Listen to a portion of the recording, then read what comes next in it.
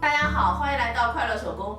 我的粉丝朋友呢分配给我一个任务哈，让我做这样子的一款包。今天呢我就把它给做出来了。这款包的前边啊有2个夹层，这后边有个夹层口袋哈，然后中间是一个主口袋，而且这些口袋呢全都是带拉链的。接下来呢，我就把它的制作过程啊分享给您。这2份材料呢，纯色的是面子，条纹的是里子。咱们的面子啊，长度是26厘米。宽度呢15厘米，里子也是26的长度哈，宽度呢是11厘米。我们再剪一根26厘米长的拉链，把拉链的正面对着面子材料，然后盖上里子，咱们车一条线。车好以后呢，我们把材料翻到正面，下面那个毛边啊，咱把它对齐。那现在呢，大家看到了哈，面子呢咱们是多出来的，我们在面子上边车一条2毫米的窄边。接下来呢，我们再准备4份材料，面子啊，长度呢是26厘米，高度17厘米。咱们的里子也是26厘米啊，高度呢13厘米。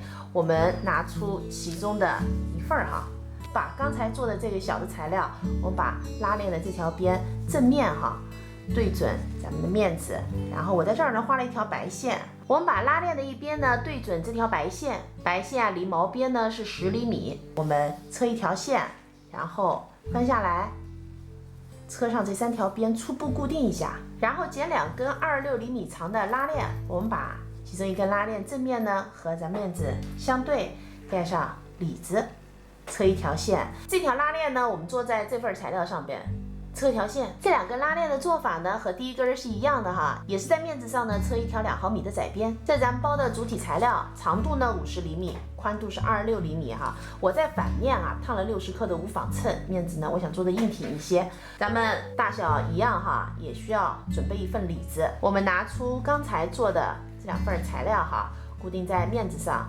位置呢就是离这条毛边10厘米，我们把拉链的这边哈对准这条线车上，然后翻到正面，还是和第一个口袋一样，车上这3条线固定。这边呢也是同样的位置，同样的做法。准备一份材料，材料的长度呢是26厘米，宽度10厘米。我们2边呢烫进一个缝缝，把它做在主体材料上。我们把它搁在中心线上哈，正好把这2个毛边呢给挡上了。我们2边呢各车一条线。接下来呢，我们再准备一根26厘米长的拉链，我们把拉链给分开哈，齿冲里，我们搁在这材料的2边，然后呢盖上里子，我们2边啊车一条线。这是侧边的材料，是个梯形哈，上面这条短的边呢8厘米，下面10厘米，高度呢16厘米。我们在短的边上呢画2个圆角，我呢是用6厘米的正圆画的。现在呢，我们把面子和里子叠齐，然后做上咱们的包带哈。我用的呢是2.5厘米规格的织带和低字扣，我们一段织带哈，车上低字扣搁在这儿。那这条线呢离这条边是5厘米，然后再剪一段织带盖上去，车上2条线，这边呢我们做上另一个。现在呢我们把3份组合起来，组合之前我们把拉链头给装上，在反面哈，我们也是2个侧边整个车一圈，毛边用包边带给包上。现在包呢就做好了哈，别看这个夹层多，做呢其实是挺简单的哈。这款包做好以后，这儿的长度呢是24厘米，高度15厘米。那像我们这个年纪哈，出门你说带伞带水杯，是不是挺实用的这款包？这期视频内容啊就是这些了，感谢您花宝贵的时间来看我的视频哈，记得呢帮忙点个赞，咱们下期再见。